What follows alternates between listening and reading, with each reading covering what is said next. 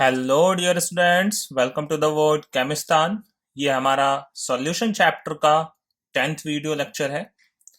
Previous video lectures में हमने colligative properties को डिस्कस किया था, जिसमें से 3 colligative properties relative lowering in vapour pressure, elevation in boiling point and depression in freezing point को हमने अभी तक डिस्कस कर लिया है। ये हमारा देखिए उसी सीक्वेंस में fourth and last colligative property है ऑस्मोटिक प्रेशर, जिसे हम यहाँ पे डिस्कस करने वाले हैं। तो देखिए ऑस्मोसिस को समझते हैं सबसे पहले, ऑस्मोटिक प्रेशर से पहले। ठीक है, ऑस्मोटिक प्रेशर को समझने से पहले हम पहले फिनोमिना को समझते हैं कि ऑस्मोसिस क्या होता है। ठीक है, तो देखिए इसमें क्या होता है, मैं दो सॉल्यूशंस को सेपरेट करता हूं या एक सॉल्वेंट और एक सॉल्यूशन को सेपरेट करता हूं with the help of semi permeable membrane. इसमें एक मेम्ब्रेन का यूज करते हैं जिसमें माइक्रोपोरस होल्स होते हैं, जिसको हम क्या बोलते हैं, एसपीएम बोलते हैं, सेमी परमिएबल मेम्ब्रेन। ठीक है, सेमी परमेबल मेम्ब्रेन क्या करता है, वो अपने माइक्रोपोरस होल्स के थ्रू केवल सॉल्वेंट पार्टिकल्स के फ्लो को अलाउ करता है। ठीक है, सॉल्वेंट पार्टिकल नॉर्मली क्या होते हैं, साइज में छोटे होते हैं। ठीक है, स्मॉल पार्टिकल्स होते हैं as compare to the solute particle. Solute particle size में बड़े होते हैं। ठीक है, तो क्या होता है कि जो माइक्रोपोरस होल्स प्रेजेंट होते हैं सेमी परमेबल मेम्ब्रेन के अंदर, वो केवल किसके फ्लो को अलाउ करते हैं, वो केवल सॉल्वेंट के फ्लो को अलाउ करते हैं। ठीक है, और सॉल्वेंट का फ्लो देखिए किधर से किधर को होता है, जो प्योर सॉल्वेंट लिया हुआ है हमने, सपोज करिए एक प्योर सॉल्वेंट लिया हुआ है और एक सॉल्यूशन लिया हुआ है और बीच में एसपीएम लगाया हुआ है, सेमी परमेबल मेम्ब्रेन। तो जो सॉल्वेंट के मॉलिक्यूल्स हैं वो फ्लो करते हैं from pure solvent towards the solution. ठीक है, बात समझ रहे हैं, प्योर सॉल्वेंट से सॉल्यूशन की तरफ को सॉल्वेंट मॉलिक्यूल्स का फ्लो होता है। ये बात ध्यान में रखिएगा कि एसपीएम के माइक्रोपोरस होल्स के थ्रू केवल कौन पास कर सकता है, वो सॉल्वेंट मॉलिक्यूल्स पास कर सकते हैं। ठीक है, तो चलिए इसको देखिए हम फिगर से समझते हैं ऑस्मोसिस के प्रोसेस को। ठीक है, ये हमने देखिए एक कंटेनर ले रखा है, इस कंटेनर में हमने वाटर लिया हुआ है। ठीक है, इस कंटेनर में कुछ अमाउंट ऑफ वाटर प्रेजेंट है और एक मैंने सबसे पहले इसमें एक थिसल फनल बना रखा है। देखिए थिसल फनल ऐसा एक ग्लास का एक ट्यूब होता है जिसकी ये नेक बहुत लंबी सी होती है। ठीक है, और नीचे राउंड बॉटम फ्लास्क होता है ये। ठीक है, ये कुछ इस तरीके का। और यहाँ पे ध्यान दीजिए नीचे की साइड में इसके एसपीएम लगा हुआ है, बॉटम साइड में यहाँ पे एसपीएम लगा हुआ है, सेमी परमेबल मेम्ब्रेन, जिसको हम बोल रहे हैं एसपीएम, सेमी परमेबल मेम्ब्रेन। ये बाहर की साइड में हमने वाटर लिया हुआ है। ठीक है, और अंदर की साइड में देखिए यहाँ पे कोई सॉल्यूशन भरा हुआ है, लाइक सपोज करिए शुगर सॉल्यूशन है। ठीक है, इस थिसल फनल के अंदर सपोज करिए शुगर सॉल्यूशन प्रेजेंट है यहां तक। ठीक है, तो ये दो चीजें हो गई, एक तो हमारा क्या हो गया, ये बाहर प्योर सॉल्वेंट हो गया, ये जो ग्रीन कलर में मैंने बनाया हुआ है। ठीक है, ये ग्रीन कलर में मैंने बाहर लिया हुआ है, ये इनिशियल स्टेज है, ये मतलब अभी थोड़े टाइम के बाद इसी सेटअप को वापस ऑब्जर्व करेंगे, ये इनिशियल स्टेज है। और यहाँ पे ये देखिए प्योर सॉल्वेंट, प्योर सॉल्वेंट, केवल वाटर प्रेजेंट है। ठीक है, ये वाटर प्रेजेंट है यहाँ पे, H2O वाटर। और यहाँ पे अंदर जो भरा हुआ है थिसल फनल के अंदर, ये शुगर सॉल्यूशन प्रेजेंट है। ठीक है, शुगर सॉल्यूशन प्रेजेंट है। क्लियर, और बीच में देखिए यहाँ पे क्या लगा हुआ है, ये एसपीएम लगा हुआ है, जिसको हम बोल रहे हैं सेमी परमिएबल मेम्ब्रेन। ये है अपना एसपीएम। ठीक है, फुल फॉर्म में लिखो तो सेमी परमिएबल परमिएबल मेम्ब्रेन है ये। ठीक है, इसके बारे में भी आगे अभी डिटेल में डिस्कस करेंगे कि सेमी परमेबल मेम्ब्रेन्स कितने टाइप के होते हैं, ये नेचुरल भी होते हैं, सिंथेटिक भी होते हैं।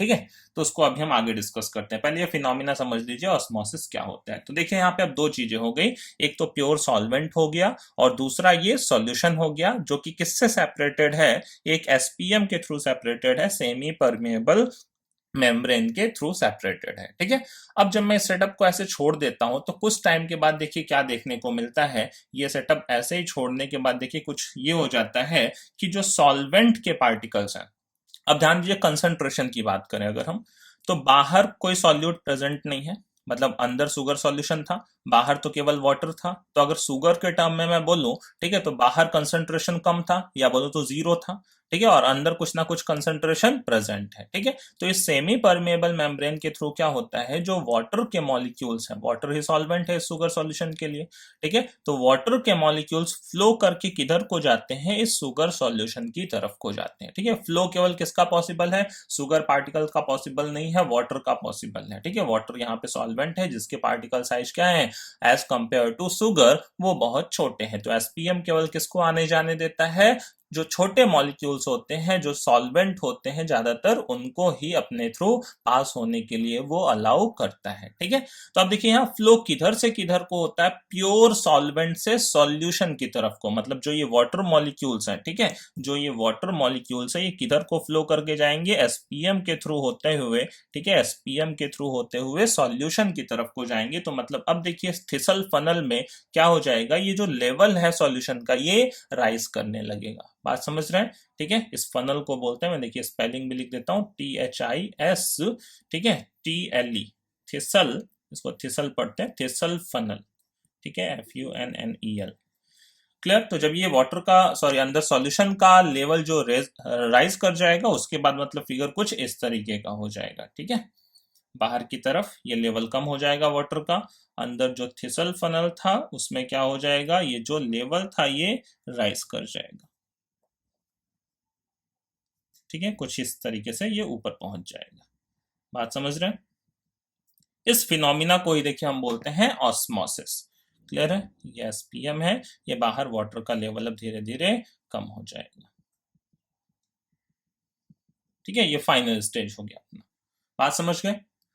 तो एक सिंपल से अगर मैं डेफिनेशन दूं कि ऑस्मोसिस क्या है, तो देखो किस प्रोसेस को ऑस्मोसिस बोलते हैं, the phenomena of the flow of solvent, ठीक है, कौन फ्लो करेगा, केवल ये सॉल्वेंट के पार्टिकल्स ही फ्लो कर सकते हैं, ध्यान दीजिए सॉल्यूट के नहीं कर सकते हैं, ठीक है। तो the phenomena of the flow of solvent through a semi permeable membrane, कहां से कहां को, from pure solvent to the solution is called osmosis. तो आपके लिए मैं देखिए यहाँ पे डेफिनेशन भी लिख देता हूं ऑस्मोसिस की, किसको ऑस्मोसिस बोलते हैं, ठीक है। द फिनोमिना ऑफ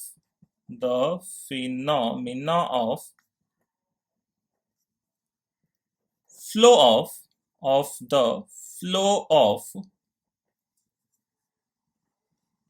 सॉल्वेंट, ठीक है, किसका फ्लो, ओनली सॉल्वेंट के मॉलिक्यूल्स का फ्लो होगा।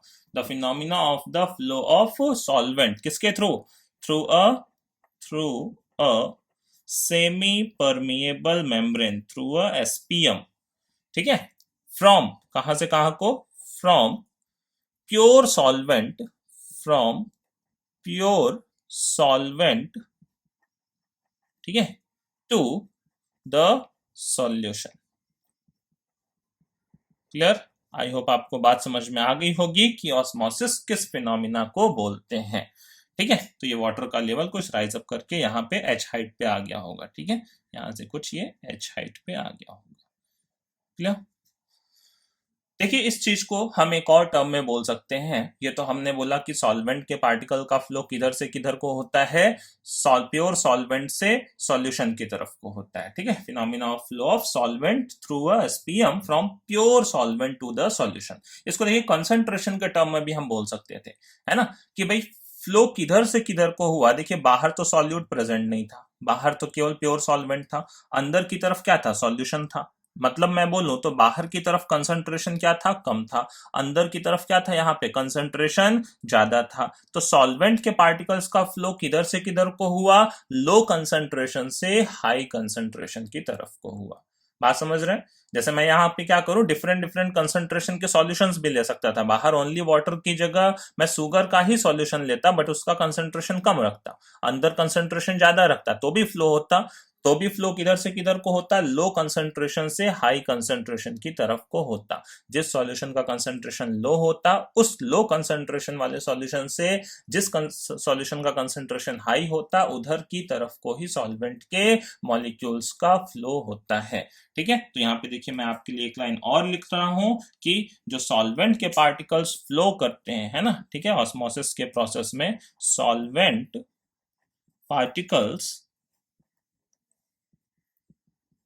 फ्लो फ्रॉम, ठीक है, फ्लो फ्रॉम किधर से किधर को, low concentration of solute, low concentration, low concentration, ठीक है, of solute to high concentration of solute, to high concentration of solute, ठीक है। आई होप आपको ये बात समझ में आ गई होगी कि लो कंसंट्रेशन से किधर को जाएगा। अच्छा, जो लो कंसंट्रेशन, अभी कंसंट्रेशन तो किसके टर्म में बताते हैं, सॉल्यूट के टर्म में बताते हैं, ठीक है। तो यहाँ पे देखिए सॉल्यूट का कंसंट्रेशन कम था, अंदर शुगर सॉल्यूट था, ठीक है, तो उसका कंसंट्रेशन ज्यादा था, बाहर तो शुगर था ही नहीं, ठीक है। तो फ्लो तो कौन करेगा, फ्लो तो सॉल्वेंट पार्टिकल्स ही करेंगे, ठीक है। Solvent particles flow from low concentration of solute to high concentration of solute, solute के लो कंसंट्रेशन से सॉल्यूट के हाई कंसंट्रेशन की तरफ को वो मूव करेंगे। क्लियर है, बात समझ गए। या देखो मैं बोल सकता था कि सॉल्वेंट के हाई कंसंट्रेशन से सॉल्वेंट के लो कंसंट्रेशन, अगर मैं सॉल्वेंट के टर्म में सपोज करूं कंसंट्रेशन बोलने लगूं, तो ऐसा भी तो बोल सकता हूं, बाहर सॉल्वेंट का कंसंट्रेशन ज्यादा था, अंदर सॉल्वेंट का कंसंट्रेशन कम था। ये सॉल्यूट के टर्म में हम बोलेंगे कि लो कंसंट्रेशन से हाई कंसंट्रेशन की तरफ जाएगा। लेकिन यही अभी मैं सॉल्वेंट के टर्म में बोलने लगता तो क्या ऐसा बोल सकता था कि भाई अगर सॉल्यूट का कंसंट्रेशन लो होगा तो सॉल्वेंट का कंसंट्रेशन क्या होगा, वहां पे हाई होगा। क्लियर है। बट नॉर्मली हम किसकी बात करते हैं, हम हमेशा सॉल्यूट के अमाउंट के टर्म में ही किसी भी सॉल्यूशन का कंसंट्रेशन बताते हैं। तो नॉर्मली अगर मैं सॉल्यूट के टर्म में बताता हूं तो किधर से किधर को बोलूंगा, लो कंसंट्रेशन से हाई कंसंट्रेशन की तरफ को बोलूंगा। क्लियर है। इसके लिए कुछ डेली लाइफ की एग्जांपल भी हैं ऑस्मोसिस के, जैसे मैं डेली लाइफ एग्जांपल्स की बात करूं, ठीक है, तो जो रॉ मैंगोज होते हैं, लाइक हम पिकल्स बनाते हैं, ठीक है, मैंगोज के पिकल्स बनाते हैं, तो रॉ मैंगोज को किस में डालते हैं, कच्चे आम को किस में डालते हैं, सॉल्ट वाटर के अंदर डालते हैं, है ना। एक कंटेनर लेते हैं, ग्लास जार लेते हैं, उसमें क्या करते हैं, थोड़ा सॉल्ट वाटर डालते हैं, ब्राइन वाटर, ठीक है, ब्राइन सॉल्यूशन। तो जब मैंगोज को उसके अंदर डालते हैं तो फिर से ध्यान दीजिए क्या होता है कि मैंगोज के अंदर वाटर का अमाउंट ज्यादा है, ठीक है। इसका डेली लाइफ का एग्जांपल, मैंने एक कंटेनर लिया, ठीक है, कंटेनर में क्या किया, बाहर सॉल्ट सॉल्यूशन लिया हुआ है और इसके अंदर हमने मैंगोज को डाल दिया है, ठीक है, मैंगोज को डाल दिया, रॉ मैंगोज को डाल दिया हुआ है। तो बाहर हमने ये NaCl सॉल्यूशन लिया हुआ है, सॉल्ट वाटर लिया हुआ है, ठीक है, और ये हमने रॉ मैंगोज लिया हुआ है, रॉ मैंगोज, ठीक है। तो इसमें देखिए क्या होता है कि अब देखिए रॉ मैंगोज के अंदर अगर मैं बोलूं तो वाटर का अमाउंट ज्यादा था, बाहर सॉल्ट सॉल्यूशन कंसंट्रेटेड था, सॉल्ट सॉल्यूशन कैसा था, कंसंट्रेटेड था, उसमें NaCl का अमाउंट काफी पड़ा हुआ था, ठीक है, हाईली कंसंट्रेटेड लेते हैं, ठीक है। तो सॉल्ट सॉल्यूशन कंसंट्रेटेड था जबकि अंदर रॉ मैंगोज के अंदर कंसंट्रेशन कम था। तो अभी अभी हमने बोला कि क्या होगा, लो कंसंट्रेशन से सॉल्वेंट के पार्टिकल फ्लो करके किधर को जाएंगे, हाई कंसंट्रेशन की तरफ। और जो ये रॉ मैंगोज का जो आउटर लेयर है वो किसकी तरीके से वर्क करता है, SPM की तरीके से वर्क करता है, सेमी परमेबल मेम्ब्रेन की तरीके से वर्क करता है, ठीक है। तो जो वाटर है, जो वाटर मॉलिक्यूल रॉ मैंगोज के अंदर प्रेजेंट है वो फ्लो करके किधर को आएगा, वो फ्लो करके बाहर की तरफ को आएगा, ठीक है। तो ये जितने भी इसके अंदर वाटर मॉलिक्यूल्स प्रेजेंट है वो फ्लो करके बाहर की तरफ जाएंगे। इसकी वजह से क्या होने लगते हैं, फिर जो रॉ मैंगोज होते हैं वो श्रिंक करने लगते हैं, है ना, श्रिवल करने लगते हैं, सिकुड़ने लगते हैं, और उसके अंदर का सारा वाटर कंटेंट कहाँ आ जाता है, सारा वाटर कंटेंट बाहर आ जाता है। क्लियर है, बात समझ रहे हैं। तो इस तरीके से क्या बन जाता है, अपने पिकल्स बन जाते हैं। इसके अलावा देखिए हम विल्टेड फ्लावर्स लेके आए, ठीक है, विल्टेड फ्लावर्स की बात करें, ठीक है, विल्टेड फ्लावर्स में क्या होता है, विल्टेड फ्लावर्स का मतलब क्या, मुरझाए हुए फूल जो होते हैं ना, जिसमें वो उसका डंठल लगा हुआ होता है। तो विल्टेड फ्लावर्स की अगर हम बात करें तो उसको भी क्या करें, उसको भी अगर हम वाटर के अंदर डालते हैं तो वो क्या कर जाते हैं, रिवाइव कर जाते हैं, वापस से फ्रेश हो जाते हैं, ठीक है। तो उसमें भी क्या होता है कि जो बाहर सॉल्वेंट, ठीक है, मैंने कोई फ्लावर लिया और फ्लावर को किसके अंदर डाल दिया, वाटर के अंदर डाल दिया, वो फ्लावर सपोज करो थोड़ा सा मुरझाया हुआ है, ठीक है। तो अब वाटर के अंदर से वाटर में उसको डाला तो इसके स्टेम्स के थ्रू क्या होगा, जो भी इसका हमने ये डंठल लिया हुआ है इसमें वाटर मॉलिक्यूल ऑस्मोसिस के थ्रू जाएंगे और वापस से ये फ्लावर क्या कर जाएगा, वापस से ये फ्लावर रिवाइव कर जाएगा। बात समझ रहे हैं, ये भी ऑस्मोसिस का फिनोमिना है। इसके अलावा देखिए मैं बात करूं रेड ब्लड सेल्स की, आरबीसी की अगर बात करूं, तो उसको मैं किसी सॉल्ट वाटर के अंदर डालूं तो वो भी बिल्कुल इसी तरीके से क्या हो जाएगा, रॉ मैंगोस की तरीके से कोलैप्स हो जाएगा। बात समझ रहे हैं? मैं क्या करूं, एक सलाइन वाटर लूं, ठीक है, उसमें ब्लड सेल्स डाल दूं, ठीक है, ब्लड सेल्स अपने आरबीसीज जो हैं, तो ब्लड सेल्स को अगर मैं सलाइन वाटर के अंदर डालूंगा तो वापस से वही फिनोमिना होगा। देखिए कि जो ब्लड सेल्स के अंदर वाटर कंटेंट प्रेजेंट है वो किस में चला जाएगा, वो बाहर की तरफ सलाइन वाटर में चला जाएगा, तो वो ब्लड सेल कैसा हो जाएगा, कोलैप्स्ड हो जाएगा। बात समझ गए? ठीक है, तो यहां देखिए ये ऑस्मोसिस बोलते हैं। ऑस्मोसिस जो होता है वो डिफ्यूजन से थोड़ा अलग होता है। हमने 11th में एक और फिनोमिना पढ़ा है इस तरह के मूवमेंट का जिसको हम डिफ्यूजन बोलते हैं, ठीक है। बट डिफ्यूजन देखिए हमने जब पढ़ा है वो स्टेट्स ऑफ मैटर के चैप्टर में, तो हमने वहां कहा था कोई भी एसपीएम की जरूरत नहीं होती है, सेमी परमिएबल मेम्ब्रेन की जरूरत नहीं होती है। जैसे ऑस्मोसिस के फिनोमिना के लिए तो क्या है कि बीच में क्या होना चाहिए, दो सॉल्यूशंस के बीच में या एक प्योर सॉल्वेंट एक सॉल्यूशन के बीच में एसपीएम होना चाहिए। बट डिफ्यूजन के लिए ऐसी कोई रिक्वायरमेंट नहीं है। मैं एक कंटेनर लेके आऊं, उसमें एक गैस ए डालूं, दूसरा गैस बी डालूं, वो दोनों इजिली अपने आप क्या हो जाएंगे, एक होमोजेनस मिक्सचर में कन्वर्ट हो जाएंगे, है ना। वो दोनों आपस में डिफ्यूज हो जाएंगे, ए का मॉलिक्यूल बी के अंदर, बी का मॉलिक्यूल ए के अंदर, बीच में कुछ भी हमने नहीं लगाया है, ठीक है। तो डिफ्यूजन के लिए क्या होता है, कोई सेमी परमिएबल मेम्ब्रेन की रिक्वायरमेंट नहीं होती है। दो गैसेस को आपस में मिक्स करें, दो लिक्विड को आपस में मिक्स करें, ठीक है, तो वो क्या कर जाते हैं, उनके मॉलिक्यूल इजिली एक दूसरे में मूव कर जाते हैं, ठीक है, without a semi permeable membrane. तो उस फिनोमिना को हम क्या बोलते हैं, डिफ्यूजन बोलते हैं, ठीक है, क्लियर है। दूसरा डिफरेंस देखिए ऑस्मोसिस और डिफ्यूजन में क्या होता है। ये तो पहला डिफरेंस हो गया कि भाई ऑस्मोसिस के लिए एसपीएम की जरूरत है, डिफ्यूजन के लिए एसपीएम की जरूरत नहीं है, क्लियर है। दूसरा देखिए जो डिफरेंस है, दूसरा डिफरेंस क्या होता है कि जो हमारा ऑस्मोसिस है वो किसके मूवमेंट को, ठीक है, ऑस्मोसिस है वो किसके मूवमेंट को अलाउ करता है, एसपीएम के थ्रू होता हुआ केवल सॉल्वेंट का पार्टिकल ही फ्लो कर सकता है। जबकि डिफ्यूजन में ऐसी कोई बात नहीं है। डिफ्यूजन में जितने को भी हमने लिया हुआ है कंटेनर के अंदर, जितने भी सॉल्यूट सॉल्वेंट लिए हैं, सब एक दूसरे में क्या होंगे, डिफ्यूज होंगे, ठीक है। तो वहां पे सबका मूवमेंट अलाउड होता है। यहाँ पे केवल किसका मूवमेंट अलाउड है, यहाँ पे केवल और केवल सॉल्वेंट मॉलिक्यूल्स का मूवमेंट ही अलाउड है, क्लियर है। यहाँ पे देखिए क्या होता है, तीसरा डिफरेंस मैं बताऊं। तीसरा देखिए यहाँ पे जो लो कंसंट्रेशन था उससे हाई कंसंट्रेशन की तरफ को मूवमेंट होता है, जबकि डिफ्यूजन में इसका उल्टा होता है। डिफ्यूजन में सपोज करो कहीं ज्यादा गैसेस हैं, किसी एरिया में कम गैसेस हैं, हमने उनको साथ में मिला दिया, तो जो हाइयर कंसंट्रेशन वाला एरिया होगा उधर से गैसेस ज्यादा डिफ्यूज होंगे, किधर की तरफ, लोअर कंसंट्रेशन की तरफ, क्योंकि भाई जिधर ज्यादा गैसेस होंगे उधर प्रेशर भी ज्यादा होगा। बात समझ रहे हैं? तो वहां पे जो मूवमेंट होता है मॉलिक्यूल्स का वो हाइयर कंसंट्रेशन से लोअर कंसंट्रेशन की तरफ होता है। जबकि ऑस्मोसिस में क्या है, ऑस्मोसिस में जो मूवमेंट होता है वो लोअर कंसंट्रेशन से हाइयर कंसंट्रेशन की तरफ को होता है। ऑस्मोसिस देखिए नेक्स्ट डिफरेंस, ऑस्मोसिस जो है वो केवल किसके लिए, सॉल्यूशंस के लिए अप्लाई एप्लीकेबल है, ठीक है। जबकि डिफ्यूजन जो है वो गैसेस में भी होता है एज वेल एज लिक्विड्स में भी होता है। दो गैसेस को मिक्स कर दो, दो लिक्विड्स को मिक्स कर दो, ठीक है, वो डिफ्यूज हो सकते हैं, क्लियर है, बात समझ रहे हैं। लास्ट डिफरेंस देख लीजिए एक और, कि ऑस्मोसिस जो है उसको मैं क्या कर सकता हूं, रोक सकता हूं। जो ऑस्मोसिस का फिनोमिना है देखिए इसको रोका जा सकता है, जिसको हम क्या बोलते हैं, ठीक है, एक रिवर्स ऑस्मोसिस का फिनोमिना भी होता है, ठीक है। ऑस्मोसिस के प्रोसेस को रोक भी सकते हैं, और एक रिवर्स ऑस्मोसिस का फिनोमिना भी होता है जिसमें क्या है, जस्ट इसका रिवर्स प्रोसेस स्टार्ट हो जाता है, ठीक है। मतलब सॉल्वेंट के मॉलिक्यूल्स वापस से इसमें से अगर मेरे को इधर बुलाना है तो भी मैं ऐसा प्रोसेस कर सकता हूं। उसके लिए मुझे ऊपर से क्या करना पड़ेगा, प्रेशर अप्लाई करना पड़ता है। वही टॉपिक हम आगे समझने वाले हैं, ऑस्मोटिक प्रेशर का। तो ऑस्मोटिक प्रेशर लगा के मैं इस प्रोसेस को रिवर्स भी कर सकता हूं, ठीक है, जिसको हम रिवर्स ऑस्मोसिस बोलते हैं, ठीक है। तो ऑस्मोसिस के प्रोसेस को हम रोक भी सकते हैं या ऑस्मोसिस के प्रोसेस को हम रिवर्स भी कर सकते हैं। जबकि जो डिफ्यूजन का प्रोसेस होता है वो ना तो रिवर्स किया जा सकता है और ना ही रोका जा सकता है। बात समझ रहे हैं, क्लियर है। तो ये कुछ डिफरेंस थे जो आप ध्यान में रखिएगा ऑस्मोसिस एंड डिफ्यूजन के बीच में, क्लियर।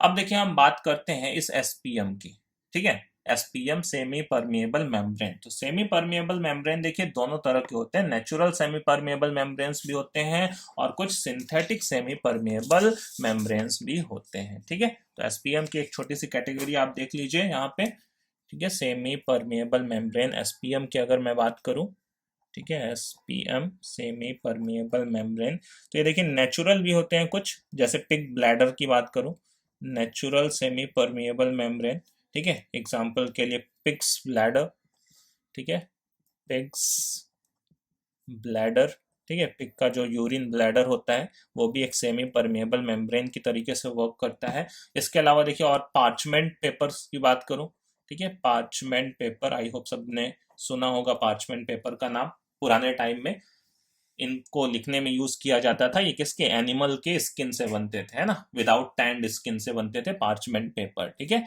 तो पिग्स ब्लैडर की बात करूं, पार्चमेंट पेपर की बात करूं, ठीक है, ये सब क्या है, नेचुरल सेमी परमेबल मेम्ब्रेन की तरीके से वर्क करते हैं, ठीक है। इसके अलावा देखिए हमारे पास कुछ सिंथेटिक सेमी परमेबल मेम्ब्रेन्स भी हैं, ठीक है, सिंथेटिक सिंथेटिक एसपीएम्स भी हैं, सेमी परमिएबल मेम्ब्रेन्स, जैसे एग्जांपल के लिए मैं बात करूं, ठीक है, सेलोफेन मेम्ब्रेन की बात कर लूं, ठीक है, सेलोफेन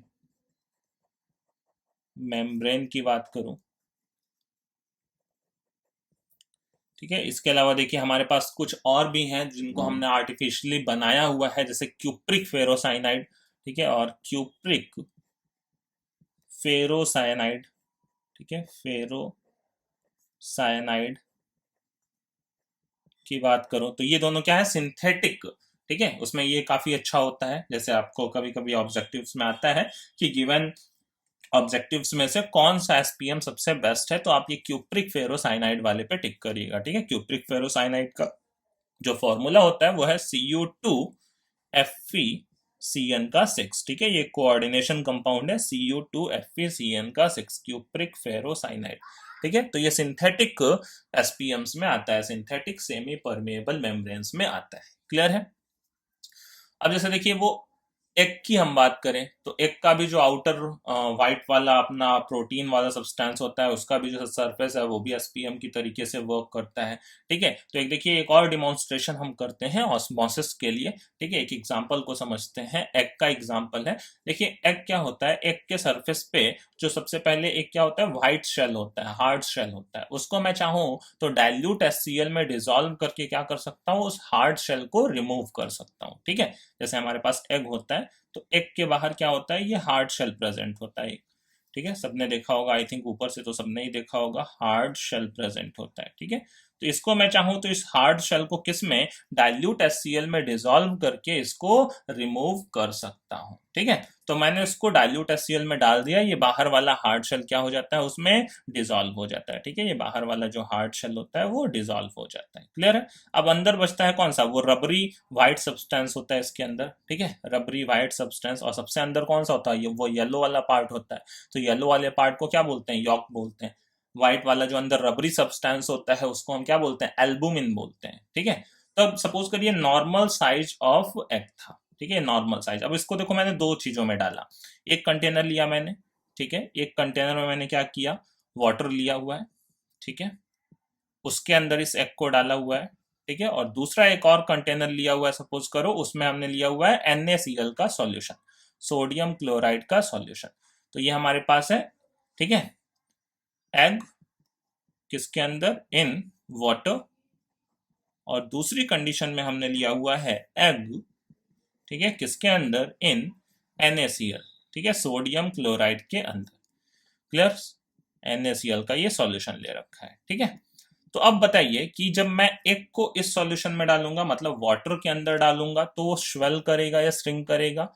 सिमिलरली अगर मैं ये एग को इस NaCl के अंदर डालूं तो ये स्वेल करेगा या श्रिंक करेगा। आपको आंसर देना है कि किस केस में एग में स्वेलिंग आएगी और किस केस में एग श्रिंक कर जाएगा। तो ध्यान दीजिए, जब मैं इसमें डालूंगा, वाटर के अंदर डालूंगा, तो अंदर क्या होगा, अंदर देखिए जो हमारे पास है कंसंट्रेशन वो ज्यादा है, बाहर केवल वाटर प्रेजेंट है तो कंसंट्रेशन ऑब्वियस सी बात है कम है।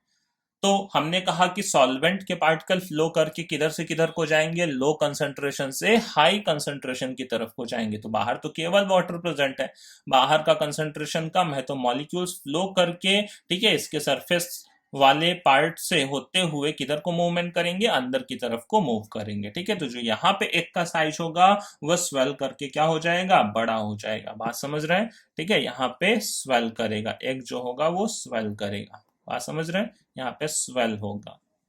क्लियर? जबकि उस केस में देखिए क्या होगा, अपोजिट होगा। अब यहाँ पे देखिए बाहर किसमें, NaCl सॉल्यूशन में हमने डाला, तो NaCl मतलब बाहर का कंसंट्रेशन अब ज्यादा हो गया। अब बाहर का कंसंट्रेशन ज्यादा हो गया, अंदर का कंसंट्रेशन कम होगा। तो जो अब वाटर मॉलिक्यूल है जो कि एग के अंदर थोड़े बहुत प्रेजेंट होते हैं, वो कहाँ चले आएंगे, वो बाहर चले आएंगे। बात समझ रहे हैं? तो जो ये एग होगा वो क्या कर जाएगा, वो साइज में छोटा हो जाएगा, वो श्रिंक कर जाएगा, क्योंकि जो वाटर मॉलिक्यूल्स का फ्लो होगा वो अंदर से बाहर। तो यहाँ पे वाटर मॉलिक्यूल बाहर से अंदर की तरफ फ्लो करके आएंगे। ठीक है, बाहर से अंदर की तरफ फ्लो करके जाएंगे, जबकि यहाँ पे अंदर से बाहर की तरफ सॉल्वेंट मॉलिक्यूल्स का फ्लो होगा। ठीक है, आई होप आप बात समझ गए होंगे। ठीक है, तो ये एग की हेल्प से भी हम क्या कर सकते हैं, ऑस्मोसिस के फिनोमिना को बता सकते हैं। ठीक है, क्लियर है? बात समझ गए? अब देखिए, अब हम समझते हैं ऑस्मोटिक प्रेशर को। ठीक है, ऑस्मोसिस तो हमने समझ लिया, अब हमें समझना है ऑस्मोटिक प्रेशर क्या होता है। ठीक है, क्योंकि जो मेन हमें यहाँ पढ़ना है एक्चुअली ऑस्मोटिक प्रेशर पढ़ना है। ऑस्मोटिक प्रेशर ही क्या है, एक कॉलिगेटिव प्रॉपर्टी है। तो चलिए हम फटाफट समझते हैं कि ऑस्मोटिक प्रेशर क्या होता है। क्लियर? तो देखिए ऑस्मोटिक प्रेशर क्या होता है उसको मैं आपको एक फिगर से समझाता हूँ। ठीक है, यहाँ पे देखिए मैंने दो कंटेनर्स बना रखे हैं और दोनों को बीच में एसपीएम से हमने क्या कर रखा है, सेपरेट कर रखा है। ठीक है, तो चलिए मैं यहाँ पे आपके लिए फिगर बनाता हूँ। एक फिगर ये है, सपोज करिए। ठीक है, एक कंटेनर है जिसके ऊपर ये पिस्टन भी हमने लगा रखा है। ठीक है, यहाँ पे एक मूवेबल पिस्टन है। ठीक है, ये कंटेनर आगे ये कंटिन्यूड है और ये कंटेनर एक दूसरे कंटेनर से यहाँ पे एसपीएम के थ्रू जुड़ा हुआ है। ठीक है, ये कंटेनर बीच में यहाँ पे हमने एसपीएम लगा रखा है, सेमी परमिएबल मेम्ब्रेन। ठीक है, और ये एक सिमिलर दूसरे कंटेनर से अटैच्ड है। ठीक है, सेम ऐसा ही एक और कंटेनर है। ठीक है, ये पूरा एक सेटअप है। ठीक है, इसमें भी देखिए यहाँ पे एक हमने पिस्टन लगा रखा है। ठीक है, ये कंटेनर इधर को कंटिन्यूड है। ये पूरा फिगर हो गया। ठीक है, अब हमने देखिए यहाँ पे क्या कर रखा है, इधर सॉल्वेंट के मॉलिक्यूल्स लिए हुए हैं, इस साइड में ओनली सॉल्वेंट के पार्टिकल्स प्रेजेंट हैं, मतलब सपोज कर लीजिए वाटर के पार्टिकल्स प्रेजेंट है। ठीक है, सॉल्वेंट है ओनली, और दूसरी साइड में हमने सॉल्यूशन लिया हुआ है, लाइक जैसे हमने ऊपर शुगर सॉल्यूशन लिया या सॉल्ट सॉल्यूशन लिया, कुछ भी ले लें। ठीक है, यहाँ पे हमारा एक सॉल्यूशन प्रेजेंट है। ठीक है, और ये दोनों सेपरेटेड है बीच में एसपीएम के थ्रू, सेमी परमिएबल मेम्ब्रेन के थ्रू। तो यहाँ पे हम लिख देते हैं ये हमारे पास एक सॉल्यूशन। ठीक है, सॉल्यूशन, और इधर की तरफ हमारे पास है सॉल्वेंट।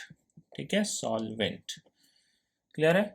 और बीच में यहाँ पे है ये हमारा SPM, semi permeable membrane. Clear? अब ध्यान दीजिए, हमने कहा कि नॉर्मल ऑस्मोसिस के फिनोमिना में क्या होता है, जो सॉल्वेंट के मॉलिक्यूल हैं वो फ्लो करके किधर को जाएंगे, सॉल्यूशन की तरफ को जाएंगे। ठीक है, अभी देखिए दोनों पिस्टन पे ऊपर से एटमॉस्फेरिक प्रेशर तो लग रहा होगा। ठीक है, इधर से भी पी एटीएम लग रहा होगा। ठीक है, और इधर से भी पी एटीएम लग रहा होगा इस पिस्टन के ऊपर। ठीक है, पी एटीएम। ठीक है, ये पी एटीएम बराबर, वो दोनों तरफ से इक्वली होगा। एटमॉस्फेरिक प्रेशर भाई कुछ ना कुछ तो लग रहा होगा ना पिस्टन के ऊपर, तो इधर से भी एटमॉस्फेरिक प्रेशर लग रहा है और इधर से भी इस पिस्टन के ऊपर एटमॉस्फेरिक प्रेशर लग रहा है, वो तो दोनों एक दूसरे को कैंसिल आउट कर रहे हैं। ठीक है, तो अब देखिए ऑस्मोसिस का फिनोमिना स्टार्ट होगा। तो ये सॉल्वेंट के मॉलिक्यूल फ्लो करके किधर को जाना चाहेंगे, सॉल्यूशन की तरफ को जाना चाहेंगे। ठीक है, ये सॉल्वेंट के मॉलिक्यूल्स का फ्लो किधर को होना चाहेगा, सॉल्यूशन की तरफ को होना चाहेगा। बात समझ रहे हैं?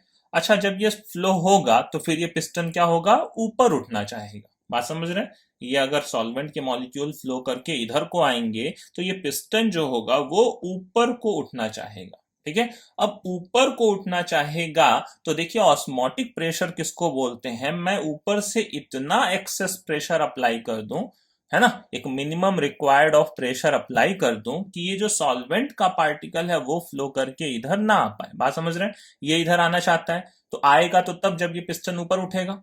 अदरवाइज नहीं आ सकता। बात समझ रहे हैं? तो अब ये जिस फोर्स से इस पिस्टन को ऊपर उठाना चाहता है, क्योंकि ये इधर आएगा तो कुछ फोर्स लगा के ये पिस्टन को कहाँ करना चाहेगा, ये ऊपर उठाना चाहेगा। तो अब मैं चाहता हूं कि नहीं, ये फ्लो नहीं हो, ठीक है। तो उसके लिए मुझे पिस्टन पे क्या करना पड़ेगा, एक एक्सेस प्रेशर अप्लाई करना पड़ेगा, जिसको मैं बोलता हूं पाई। तो पी एटीएम के साथ साथ मुझे एक पाई प्रेशर लगाना पड़ेगा, और इस पाई को ही हम क्या बोलते हैं, ऑस्मोटिक प्रेशर बोलते हैं। ध्यान दीजिएगा, ये जो मिनिमम एक्सेस प्रेशर हमें लगाना पड़ेगा ताकि ये ऑस्मोसिस का प्रोसेस ना हो पाए, उसको ही हम बोलते हैं ऑस्मोटिक प्रेशर। तो यहाँ पे ये विंडो में मैं देखिए हेडिंग डालता हूं आपके लिए, osmotic osmotic pressure. I hope आप ऑस्मोटिक प्रेशर को समझ गए होंगे कि भाई ऑस्मोसिस के प्रोसेस को रोकने के लिए मुझे मिनिमम जितना रिक्वायर्ड ऑफ प्रेशर लगाना पड़े, ठीक है, किधर की साइड पे, सॉल्यूशन की साइड पे, क्योंकि सॉल्वेंट से किधर को फ्लो होगा, सॉल्यूशन की तरफ को फ्लो होगा। तो प्रेशर भी किस साइड पे लगाना पड़ेगा, सॉल्यूशन की साइड पे लगाना पड़ेगा। ठीक है, तो देखिए ऑस्मोटिक प्रेशर की एक छोटी सी सुंदर सी डेफिनेशन लिखते हैं, द मिनिमम, ठीक है, द मिनिमम जो कम से कम उधर लगाना पड़ेगा ताकि बस रुक जाए। ठीक है, बात समझ रहे, बस रोकना है हमें, प्रोसेस को उल्टा नहीं करना है। अभी हम पाई से थोड़ा से भी ज्यादा, सोचिए देखिए रिवर्स ऑस्मोसिस होने लगेगा। ठीक है, पाई से थोड़ा और ज्यादा लगा दूं मैं, तो मतलब अब पिस्टन को मैं जबरदस्ती नीचे दबा रहा हूं, तो अब देखिए जो प्रोसेस होता है वो उल्टा हो जाता है। अब सॉल्वेंट के मॉलिक्यूल्स इधर से फ्लो करके इधर को आने लगते हैं, जिस प्रोसेस को हम बोल देते हैं रिवर्स ऑस्मोसिस, वो भी अभी आगे डिस्कस करने वाले हैं। ठीक है, तो यहां पे हम बोलते हैं द मिनिमम, ठीक है, इसलिए मिनिमम टर्म का यूज करें भाई, कम से कम लगाए ताकि बस ऑस्मोसिस का प्रोसेस क्या हो जाए, रुक जाए, हमें रिवर्स नहीं करना है। ठीक है, the minimum excess pressure, excess pressure, ठीक है, जो मिनिमम एक्सेस प्रेशर लगाना पड़े, which must be applied, which must be applied, must be applied, ठीक है, किधर को, टू अ सॉल्यूशन, सॉल्यूशन की साइड पे हमने लगाया, टू अ सॉल्यूशन। ठीक है, क्या करने के लिए, टू प्रिवेंट, टू प्रिवेंट, ठीक है, the passage of, the passage of, किसके पैसेज को प्रिवेंट करने के लिए, सॉल्वेंट के, है ना, पैसेज ऑफ सॉल्वेंट, ठीक है, किसमें, into it, through a, through a semi permeable membrane. बात समझ गए, इसको ही हम क्या बोल रहे हैं, इसको ही हम बोल रहे हैं ऑस्मोटिक प्रेशर। जो मिनिमम एक्सेस प्रेशर लगाना पड़ा ताकि जो ये फ्लो था वो रुक जाए, उसको ही हम बोलते हैं ऑस्मोटिक प्रेशर। तो ऑस्मोटिक प्रेशर को ध्यान दीजिए, यहाँ पी से डिनोट नहीं करते, पाई से डिनोट करते हैं।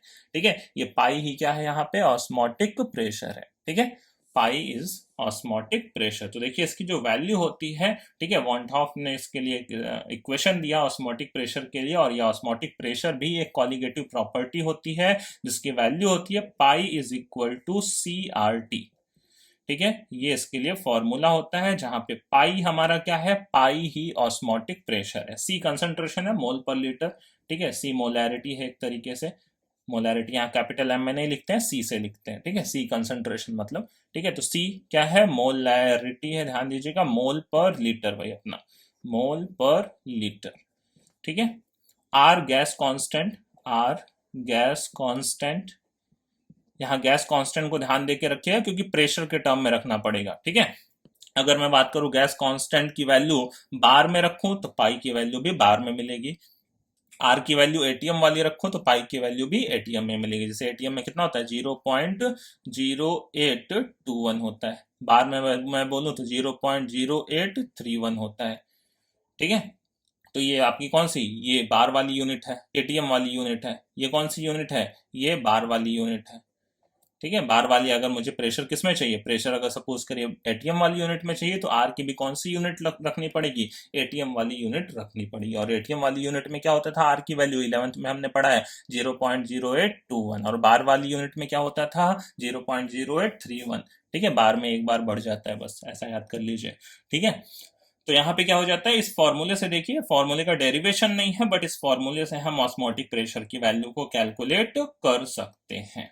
ठीक है, और ऑस्मोटिक प्रेशर एक कॉलिगेटिव प्रॉपर्टी है। ठीक है, ऑस्मोटिक प्रेशर, ऑस्मोटिक प्रेशर भी एक क्या है, इज अ कॉलिगेटिव प्रॉपर्टी। ठीक है, क्योंकि ये भी देखिए किस पे डिपेंड कर रहा है, कंसंट्रेशन पे डिपेंड कर रहा है। और आर और टी तो कांस्टेंट है ना, आर गैस कांस्टेंट है, टी टेम्परेचर है, तो सी कंसंट्रेशन। कंसंट्रेशन का मतलब क्या है, number of particles of solute पे इसकी भी डिपेंडेंसी है। तो हम बात करते थे कॉलिगेटिव प्रॉपर्टीज क्या होते हैं, जिनकी डिपेंडेंसी होती है number of particle of solute पे, नेचर ऑफ सॉल्यूट पे डिपेंड नहीं करते हैं, तो उसको हम क्या बोलते हैं, कॉलिगेटिव प्रॉपर्टी बोलते हैं। तो ये हमारा चौथा और लास्ट कॉलिगेटिव प्रॉपर्टी था, वो कौन सा है, ऑस्मोटिक प्रेशर है। क्लियर है। एक चीज और मैं यही पे बताना चाहूंगा, पीछे भी मैंने लास्ट प्रीवियस लेक्चर्स में बोला कि जो चारों कॉलिगेटिव प्रॉपर्टी हमने पढ़ी है उसमें जो सबसे ज्यादा एक्यूरेटली सॉल्यूट पार्टिकल्स का मोलर मास कैलकुलेट करता है, वो कौन कैलकुलेट करता है, ऑस्मोटिक प्रेशर कैलकुलेट करता है। ठीक है, तो ये सबसे ज्यादा एक्यूरेट मेथड होता है। ठीक है, इट इज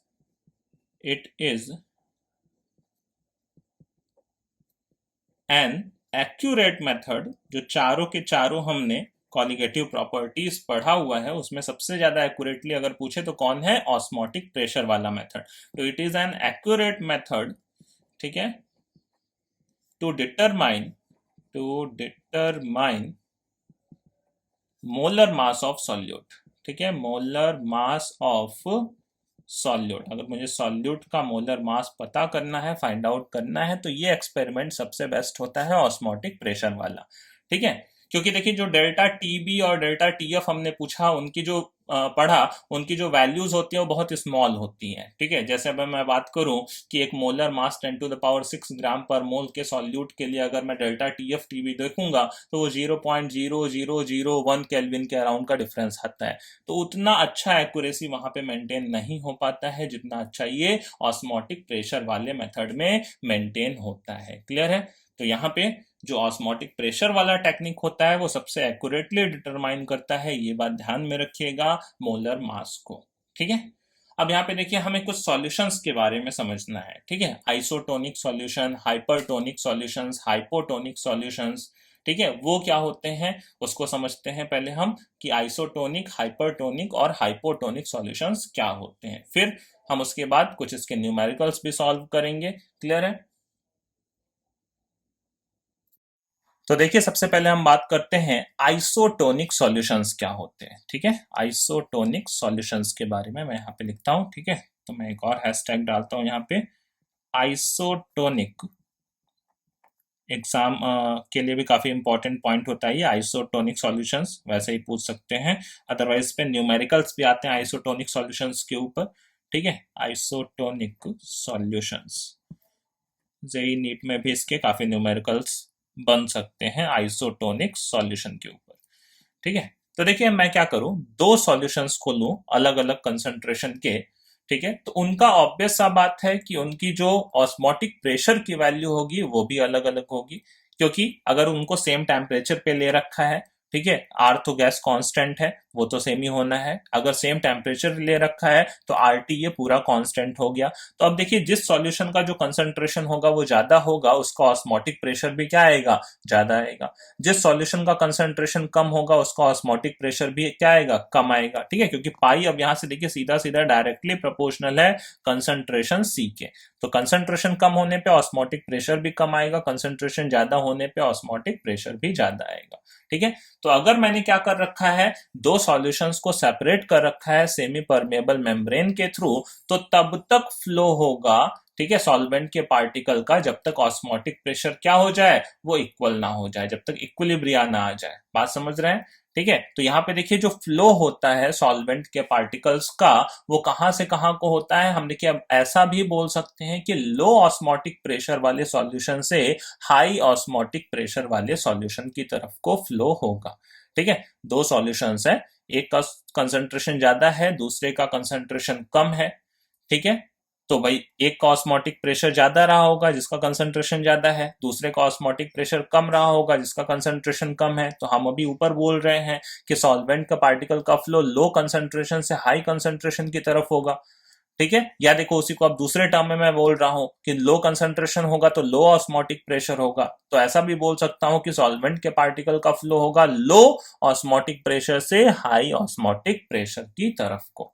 बात समझ रहे हैं? ये फ्लो तब तक होगा जब तक दोनों साइड का ऑस्मोटिक प्रेशर क्या हो जाए, इक्वल ना हो जाए। अब जब दो इक्वल ऑस्मोटिक प्रेशर के सॉल्यूशंस होते हैं तो उनको ही हम क्या बोलते हैं, आइसोटोनिक सॉल्यूशंस। आइसोटोनिक है ना, या देखिए इसी को आइसो ऑस्मोटिक भी बोला जाता है, और इसी का एक नाम और है आइसो ऑस्मोटिक। मतलब ऑस्मोटिक प्रेशर क्या हो जाए, सेम। आइसो का मतलब तो नॉर्मली हम आइसोबार्स, आइसोथर्म्स, ठीक है, तो आइसो का मतलब सेम हो जाए, ठीक है, कांस्टेंट हो जाए, तो आइसो ऑस्मोटिक भी बोलते हैं। ऑस्मोटिक, आइसो ऑस्मोटिक का मतलब जो ऑस्मोटिक प्रेशर हो वो दोनों सॉल्यूशंस का सेम हो, तो उस कंडीशन को हम बोलते हैं आइसोटोनिक या आइसो ऑस्मोटिक कंडीशन या सॉल्यूशंस। ठीक है, बात समझ रहे हैं? तो यहाँ पे देखिए एक डेफिनेशन दे सकता हूं मैं कि the solutions having same osmotic pressure at same temperature. ध्यान रखिएगा, दोनों सॉल्यूशन सेम टेम्परेचर पे भी होने चाहिए। अदरवाइज अगर सॉल्यूशन का टेम्परेचर अलग अलग होगा तो फिर हमें क्या करना पड़ेगा, C1 T1 की वैल्यू C2 T2 के इक्वल करनी पड़ेगी, तब तो पाई 1 पाई 2 के इक्वल होगा। बात क्लियर है? ठीक है, एक सॉल्यूशन का पाई 1 दूसरे सॉल्यूशन के पाई 2 के तभी इक्वल होगा जब पहले सॉल्यूशन का C1 दूसरे सॉल्यूशन के C2 के इक्वल हो, अगर RT कांस्टेंट है तब। लेकिन अगर T भी चेंज हो रहा है तो फिर क्या करना पड़ेगा, C1 T1 की वैल्यू किसके इक्वल करनी पड़ेगी, C2 T2 के इक्वल करनी पड़ेगी। ठीक है, तो चलिए पहले मैं यहाँ पे डेफिनेशन लिख देता हूं आपके लिए। ठीक है, आइसोटोनिक सॉल्यूशंस के लिए द सॉल्यूशंस, ठीक है, the solutions having,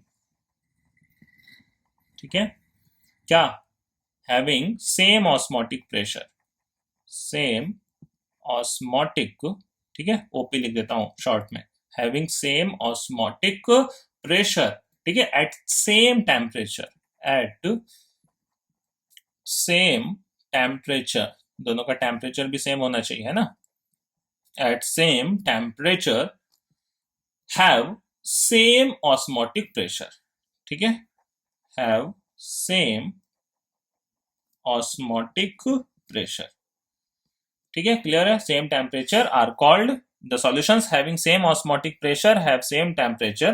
ठीक है, ये लाइन लिखने की जरूरत हमें नहीं थी, have same osmotic pressure are called isotonic solutions. ठीक है, आर कॉल्ड आइसोटोनिक सॉल्यूशंस। ठीक है, और आइसो ऑस्मोटिक सॉल्यूशन भी बोल सकते हैं। क्लियर है? तो आर और टी अगर कांस्टेंट है तो भाई पाई 1, एक सॉल्यूशन के पाई 1 की वैल्यू दूसरे सॉल्यूशन के पाई 2 के इक्वल करने के लिए हमें क्या होना चाहिए, जो C1 की वैल्यू है वो C2 के इक्वल होना चाहिए। मतलब दोनों सॉल्यूशन के मोलर कंसंट्रेशन क्या होने चाहिए, सेम होने चाहिए। तो हम देखिए ऐसा भी बोल सकते हैं कि सॉल्यूशंस ऑफ इक्वीमोलर कंसंट्रेशंस, है ना, solutions of equimolar concentration at same temperature have same osmotic pressure. ऐसा बोल सकते हैं भाई, जिन सॉल्यूशंस का मोलर कंसंट्रेशन सेम टेम्परेचर पे क्या होगा, सेम होगा, तो उसका ऑस्मोटिक प्रेशर भी क्या आएगा, सेम आएगा। क्लियर है? तो यहाँ पे देखिए जब भी आपको बोले एग्जाम में न्यूमेरिकल की ये दोनों सॉल्यूशंस आइसोटोनिक है तो उनके क्या करिए, C1 RT की वैल्यू दूसरे के C2 RT के इक्वल होगा। तो RT अगर T भी कांस्टेंट है तो RT कैंसिल हो जाएगा, C1 की वैल्यू C2 के इक्वल हो जाएगी। अदरवाइज अगर सपोज करिए टेम्परेचर चेंज हो रहा है, तो टेम्परेचर अगर चेंज हो रहा है तो फिर क्या करना पड़ेगा, C1 T1 की वैल्यू किसके इक्वल करनी पड़ेगी, C2 T2, अगर यहाँ पे टेम्परेचर भी वेरिएबल है तो। बात समझ रहे हैं? अगर टेम्परेचर वेरिएबल है तो फिर ऐसा करना पड़ेगा हमें। ठीक है, कि C1 T1 की वैल्यू C2 T2 के इक्वल हो, तभी फिर पाई 1 पाई 2 के इक्वल होगा। कांस्टेंट टेम्परेचर है फिर तो क्या होना चाहिए, फिर तो TT भी कैंसिल हो जाएगा, फिर C1 C2 के इक्वल आएगा। क्लियर है? चलिए दो और हम कैटेगरी समझ लेते हैं, हाइपरटोनिक और हाइपोटोनिक सॉल्यूशंस क्या होते हैं। ठीक है, तो देखिए हाइपरटोनिक नाम से ही आई होप क्लियर होगा, हाइपर का मतलब ज्यादा। ठीक है, तो अब मैं बात करूं, अगला देखिए हैशटैग है हाइपरटोनिक, दोनों को एक साथ देखते हैं, हाइपरटोनिक, ठीक है, एंड हाइपोटोनिक, हाइपोटोनिक सॉल्यूशंस। ठीक है, तो देखिए हाइपरटोनिक का मतलब जिसका ऑस्मोटिक प्रेशर ज्यादा हो, हाइपर का मतलब ज्यादा, हाइपो का मतलब कम। ठीक है, तो हाइपोटोनिक का मतलब जिसका ऑस्मोटिक प्रेशर कम हो। ठीक है, तो सपोज करिए मेरे पास दो सॉल्यूशंस हैं, एक 0.1 मोलैरिटी का यूरिया सॉल्यूशन है, ठीक है, यूरिया सॉल्यूशन है, ठीक है, और दूसरा क्या है हमारे पास, दूसरा है मेरे पास 0.05 मोलैरिटी का सुक्रोज सॉल्यूशन है। ठीक है, सुक्रोज सॉल्यूशन। तो अब यहाँ पे ध्यान दीजिए, हमने ऊपर ही कहा कि जो पाई की वैल्यू है वो directly proportional to concentration C है। अगर मैंने दोनों सॉल्यूशंस को सेम टेम्परेचर पे लिया हुआ है तो किसका ऑस्मोटिक प्रेशर ज्यादा होगा? जिसका कंसंट्रेशन ज्यादा है। ये 0.1 मोलैरिटी का है, ये 0.05 मोलैरिटी का है, तो मतलब इसका कंसंट्रेशन ज्यादा है, तो इसका ऑस्मोटिक प्रेशर भी क्या आएगा? ज्यादा आएगा। तो मतलब ये अगर मैं दोनों सॉल्यूशंस में कंपेयर करूं तो ये वाला सॉल्यूशन क्या कहा जाएगा? ये कहा जाएगा एक हाइपरटोनिक सॉल्यूशन है। ठीक है, हाइपरटोनिक सॉल्यूशन है। जबकि ये दूसरा वाला सॉल्यूशन क्या कहा जाएगा? ये एक हाइपोटोनिक सॉल्यूशन है, हाइपोटोनिक सॉल्यूशन है। क्लियर है? तो दो सॉल्यूशंस में जिसका, ठीक है, कंसंट्रेशन ज्यादा आएगा वो हाइपरटोनिक हो जाएगा, जिसका कंसंट्रेशन कम होगा वो हाइपोटोनिक हो जाएगा। क्लियर? बात समझ गए? तो a hypertonic solution will be more concentrated with respect to other solution. ठीक है, and a hypotonic solution will be less concentrated with respect to other solution. यहाँ पे देखिए बहुत ही इंटरेस्टिंग सी बात है जो आपको याद रखनी है। ठीक है, अपने पास जो बॉडी फ्लूइड्स प्रेजेंट है हमारी बॉडी में, ठीक है, आरबीसी के अंदर, ठीक है, रेड ब्लड सेल्स, जो ह्यूमन रेड ब्लड सेल्स है उनके अंदर जो फ्लूइड्स प्रेजेंट होते हैं वो किसके साथ आइसोटोनिक होते हैं? वो 0.91% W/V के NaCl सॉल्यूशंस के साथ क्या होते हैं? आइसोटोनिक होते हैं। ठीक है, अभी अभी हमने पढ़ा आइसोटोनिक। ठीक है, तो यहाँ पे ध्यान रखिएगा कि 0.91%, ठीक है, और ये परसेंट किस परसेंट के बेसिस पे है? मास बाई वॉल्यूम वाला। ठीक है, मास W/V वाला, मास बाई वॉल्यूम वाला परसेंट है ये। ठीक है, W/W, V/V हम पढ़ते हैं ना। ठीक है, तो ये W/V वाला है। तो 0.91% का जो NaCl सॉल्यूशन होता है, ठीक है, सोडियम क्लोराइड सॉल्यूशन होता है, ये जो हमारे बॉडी फ्लूइड्स हैं, ठीक है, fluids inside human red blood cells, ठीक है, ये किसके साथ आइसोटोनिक है? ये आइसोटोनिक है, ध्यान दीजिए, आइसोटोनिक है fluids inside human RBC, red blood cells. ठीक है, ये इसके साथ आइसोटोनिक होता है। तो अगर देखिए पुराने टाइम में, अभी तो थोड़ा कम ये होता है, बट पुराने टाइम में इंजेक्शंस को इंजेक्ट करने के पहले हम दो ट्यूब्स लेते थे। ठीक है, डॉक्टर्स क्या करते थे? दो ट्यूब्स लेते थे। एक में पहले क्या होता था? एक में ये सॉल्ट का सॉल्यूशन भरा हुआ होता था जो कि 0.91% का होता था। ठीक है, जैसे कि मैं क्या करूं कि सीधा मेडिसिन को बॉडी में इंजेक्ट कर दूं, तो मेडिसिन का कंसंट्रेशन हो सकता है कि इस फ्लूइड जो कि ह्यूमन रेड ब्लड सेल्स के अंदर प्रेजेंट है उससे वो ज्यादा कंसंट्रेटेड हो, या हो सकता है वो उससे कम कंसंट्रेटेड हो। तो जब मैं मेडिसिन को डायरेक्ट इंजेक्ट कर दूंगा बॉडी में, तो जो आरबीसी है या तो वो स्वेल कर सकता है या तो श्रिंक कर सकता है। बात समझ रहे हैं? लेकिन मैं एक ऐसे लिक्विड में मेडिसिन को डाल के अंदर इंजेक्ट करूं जो कि क्या हो? सेम ऑस्मोटिक प्रेशर रखता हो as fluid inside human RBC, तो ना तो वो फिर सेल्स क्या करेंगे? ना तो स्वेल करेंगे ना तो श्रिंक करेंगे। तो इसीलिए क्या करते हैं हम? पहले मेडिसिन को पहले एक दूसरे सॉल्यूशन के साथ मिक्स करते हैं जो कि 0.91% का NaCl सॉल्यूशन होता है। तो उसमें क्या होता है कि उसके साथ जब हमने मेडिसिन को इंजेक्ट किया बॉडी में, तो अंदर जो हमारे आरबीसी के सेल्स हैं, रेड ब्लड सेल्स हैं, ठीक है, वो ना तो स्वेल करेंगे ना तो श्रिंक करेंगे। तो एग्जाम के लिए मोस्ट मोस्ट मोस्ट इंपॉर्टेंट होता है कि कौन सा सॉल्यूशन, ठीक है, आरबीसी के साथ क्या है? वो आइसोटोनिक सॉल्यूशन है। ठीक है, तो यहाँ पे देखिए हम दो कंडीशन बना सकते हैं। यहाँ पे क्वेश्चन भी आता है कि मैंने आरबीसी को इससे ज्यादा कंसंट्रेशन वाले NaCl सॉल्यूशन में रखा, तो बताओ वो स्वेल करेगा या श्रिंक करेगा? इससे कम कंसंट्रेशन वाले NaCl सॉल्यूशन में रखा, तो बताओ वो स्वेल करेगा या श्रिंक करेगा? क्योंकि इतने पे तो ना तो स्वेल करेगा ना तो श्रिंक करेगा। ठीक है, तो अगर मैंने सपोज करो कि एक कंटेनर लिया, ठीक है, इस कंटेनर में क्या प्रेजेंट है? ये NaCl का सॉल्यूशन प्रेजेंट है जिसके कंसंट्रेशन की वैल्यू, ठीक है, ये NaCl का कंसंट्रेशन अब लेस देन 0.91% है। ठीक है, और एक और कंडीशन बनाया आपके लिए। ठीक है, यहां पे भी हमारे पास क्या है? ये एक NaCl सॉल्यूशन प्रेजेंट है जिसका कंसंट्रेशन 0.91% से ज्यादा है। ठीक है, यहाँ पे एक प्योर NaCl का सॉल्यूशन है जिसका कंसंट्रेशन लेस देन है 0.91%। मतलब अब इस सॉल्यूशन के कंपैरिजन में जो अभी मैंने पहले NaCl माना था, ये सॉल्यूशन पहले क्या है, अब ये हाइपोटोनिक हो गया क्योंकि इसका कंसंट्रेशन कम है, और इसके कंपैरिजन में ये क्या हो गया, हाइपरटोनिक हो गया। बात समझ रहे हैं, क्लियर है? तो बताइए अब किसमें आरबीसी स्वेल करेगा और किसमें श्रिंक करेगा। ठीक है, तो यहां पे देखिए अगर मैं कंसंट्रेशन कम रखता हूं तो यहां पे मैंने अगर आरबीसी को प्लेस किया है तो वो स्वेल करेगा। स्वेल करेगा क्योंकि देखिए अब कंसंट्रेशन कम है। हमने कहा कि जब ये कंडीशन थी तो दोनों का कंसंट्रेशन इक्वल था, दोनों के जो ऑस्मोटिक प्रेशर थे वो इक्वल थे, लेकिन अब ये कंसंट्रेशन कम हो गया बाहर का। हमने कहा कि अब कंसंट्रेशन लेस देन 0.91 लिया है, जबकि इसका तो कंसंट्रेशन अभी भी कितना होगा, उतने के इक्वल होगा। ठीक है, तो यहां पे देखिए जो फ्लो होगा वो फिर अब लो कंसंट्रेशन से हाई कंसंट्रेशन की तरफ होता है, तो अब बाहर का कंसंट्रेशन तो लो हो गया, तो मतलब बाहर से मॉलिक्यूल्स, जो सॉल्वेंट मॉलिक्यूल्स है वो फ्लो करके कहाँ आएंगे, अंदर आएंगे। तो ऐसी कंडीशन में अगर मैंने आरबीसी को इसके अंदर डाला हुआ है लेस देन 0.91% के NaCl सॉल्यूशन में, तो यहाँ पे क्या करेगा, ये जो आरबीसी है ये स्वेल करेगा। बात समझ रहे हैं, इसके अंदर स्वेलिंग आएगी। जबकि अब मैंने देखिए दूसरी कंडीशन में क्या हुआ है, जो बाहर NaCl सॉल्यूशन लिया हुआ है उसका कंसंट्रेशन ज्यादा है, अब आरबीसी के अंदर कंसंट्रेशन क्या होगा, कम होगा। तो यहां पे क्या हो जाएगा, जो आरबीसी है वो श्रिंक करने लगेगा, है ना, क्योंकि अब यहां से वाटर मॉलिक्यूल निकल के कहां जाएंगे, बाहर की तरफ को जाएंगे, उल्टा फ्लो होगा, क्योंकि अब अंदर लो कंसंट्रेशन है और बाहर हाई कंसंट्रेशन है। तो यहाँ पे अभी धीरे धीरे क्या होगा, ये श्रिंक होगा।